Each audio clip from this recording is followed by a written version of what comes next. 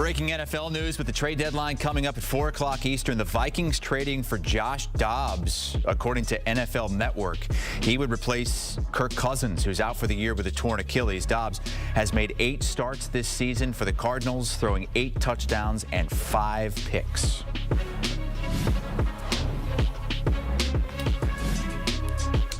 Time now for your waiver wire options presented by Snickers. Rookie mistake, maybe you just need a Snickers. I'm Jamie Eisenberg. That's Dave Richard. We're taking a look at your waiver wire options for week number 9. And obviously, big story, Dave, is the quarterbacks. We're down Kirk Cousins, as we just found out, as the great Chris Hassel just said, according to the NFL Network. They're getting a new quarterback in Joshua Dobbs, but we know that's not the only injury at the position, and certainly a lot of guys to replace with 4 teams on a bye. Let's start right there. So the guys are going to be out for week 9. Got no Jared Goff coming off a good game against the Raiders. Russell Wilson coming off a 3-touchdown game as the Broncos upset the Chiefs. Brock Purdy, another 20-point game for the 49ers, despite them losing their 3rd game in a row.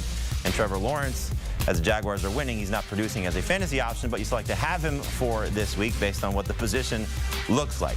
The injuries are a big problem at the quarterback position as well. We lost one of the best in Kirk Cousins for the season. He was averaging over 23 points per game, and now he's going to be replaced by Josh Dobbs. Stafford, don't know his status yet. Deshaun Watson, same thing for him as well. Justin Fields already been ruled out. Ryan Tannehill most likely not going to play Thursday night. Daniel Jones could return with Tyrod Taylor still dealing with a rib injury. Baker Mayfield should play. Kenny Pickett, as Mike Tomlin said, the door is definitely ajar for him to play Thursday night. And Kyler Murray we're not going to see until week 10, as they're going to start Clayton Tune for this week. The quarterbacks you're looking to add, you could remove Nick Mullins from this list because I don't think he's going to come back off IR next week and be the guy for Minnesota. That will be Josh Dobbs. But we got some guys here that could be relevant for this week and beyond. Derek Carr, Gardner Minshew, Will Levis. Let's talk about Carr, Dave, because he's coming off his first 20-point game.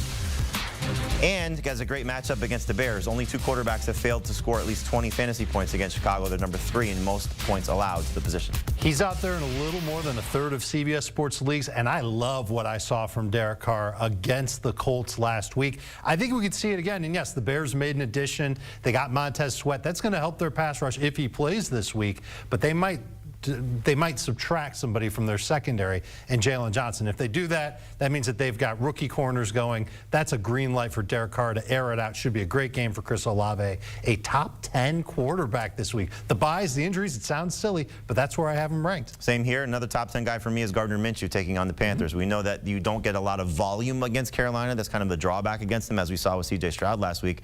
But it is a good matchup. 2 of the last 3 quarterbacks over 26 fantasy points. That was Tua Tagovailoa and Jared Goff. Minshew coming off back-to-back games with 18-plus points. Can he have a big day against Carolina? I don't know if he can have a big day, but you mentioned the 18-point level, and I think that barometer is safe for Gardner Minshew, even if he doesn't throw the ball more than, call it 32 times. I think Carr will throw it a little bit more. I might have a little bit more optimism with Carr over Minshew. And then the big performance this weekend was the rookie from Tennessee with Will Levis stepping in, 4 touchdown passes, 3 of them going to DeAndre Hopkins. Tough matchup Thursday against Pittsburgh in Pittsburgh. It wasn't the easiest matchup against the Falcons. Right. Now, there were some flaws. He doesn't necessarily have a perfect day, but the 4 touchdowns, you'll definitely take them, and only missed on 10 of his passes.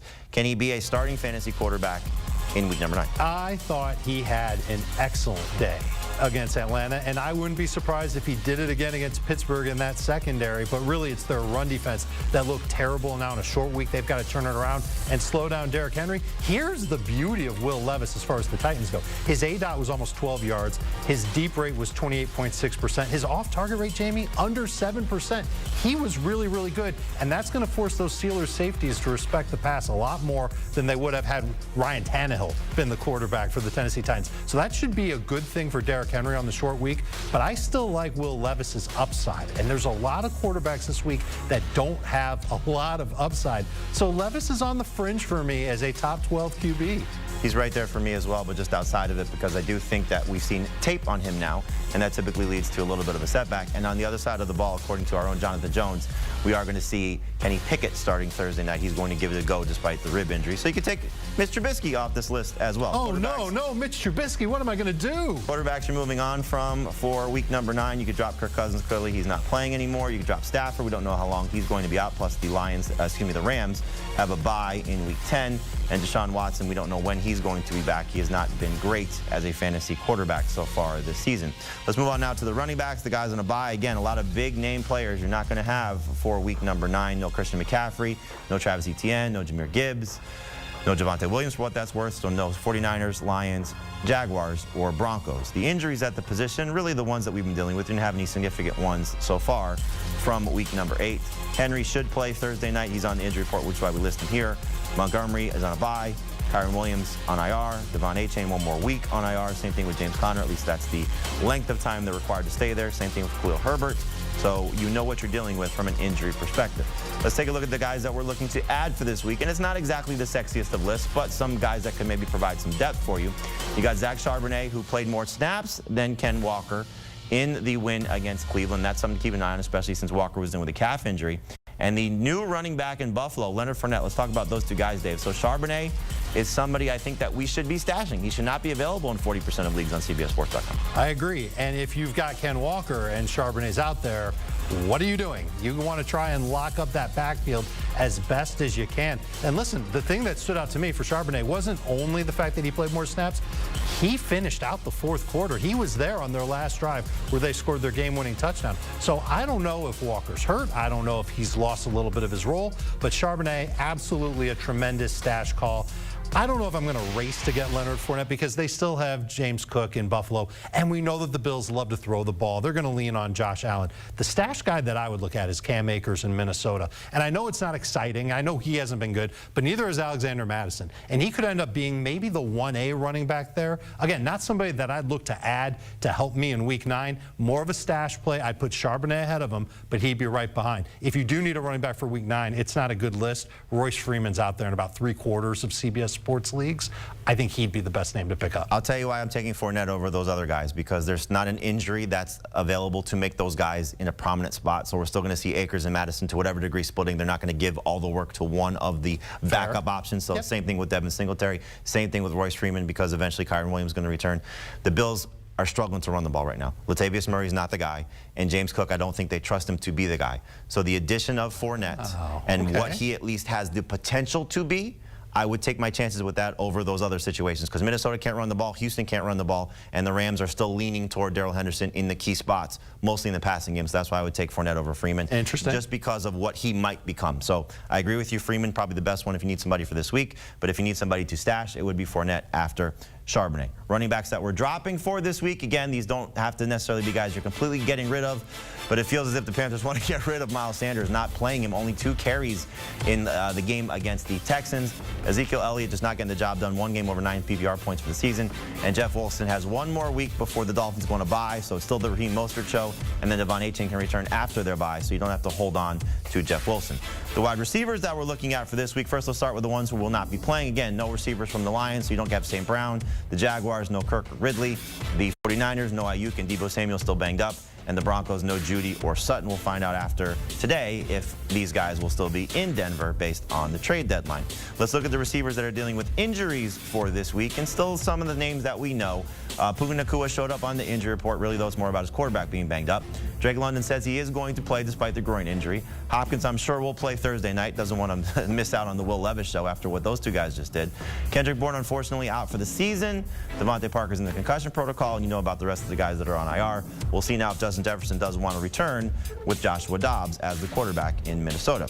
The receivers that we're looking to add, and again, these are guys that aren't necessarily priorities that you have to spend a lot of fab on.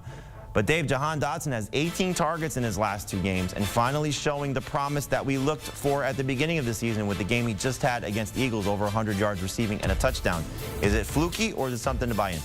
I think it's something to buy into as long as Curtis Samuel is sidelined. And you saw him on the previous screen with the toe injury. If he's out, I like Dotson a lot more because it takes one mouth out of that rotation that Sam Howell likes to lead on. And it was 3 months ago. We were so excited about Jahan Dotson. We thought he would be the #1 receiver in Washington, and maybe he still can be for the second half of the season. To me, he blows away all the other names on this list as the #1 receiver that I would want to have on my roster. I do like that Brandon Cooks has scored each of the last 2 games, establishing himself as the second guy in Dallas. And keep an eye on Demario Douglas, because no Kendrick Bourne, Devontae Parker's in the concussion protocol. I think Douglas can start to make some plays for this Patriots receiving corps. The wide receivers that you're dropping going into the waiver wire period for Week 9, Josh Reynolds and Jamison Williams not getting the job done in Detroit. They're on a bye. Born out for the season. Samuel with the toe injury. And Tutu Atwell, you don't want to trust him with a backup quarterback for the Rams. He's been a disappearing act since Cooper Kupp has come back from his hamstring injury. Tight ends that we're looking at here, we're going to kind of speed through this a little bit just to give you an idea of what you're looking at. For more on the tight ends, you can check out CBSSports.com. The guys on the bye, the three prominent ones, George Kittle, Evan Ingram, Sam Laporta. The wide receivers dealing with, the tight ends dealing with injuries for this week. You got Waller, the prominent one. Hopefully he will play, dealing with that hamstring injury. And then the tight ends that we're looking to add for this week. Dave, just 20 seconds. Trey McBride, how good can he be? He can be awesome. Over 20 PPR points last week. His target share was 39%. You're never going to see it that high again. But certainly the Cardinals have leaned on their tight ends all season long. It's part of their offense. And with Clayton Tune coming under center, an easy short area target. Njoku and Thomas making plays the last couple of weeks. Njoku's been better without Deshaun Watson. Taysom Hill, doesn't matter if he's catching passes.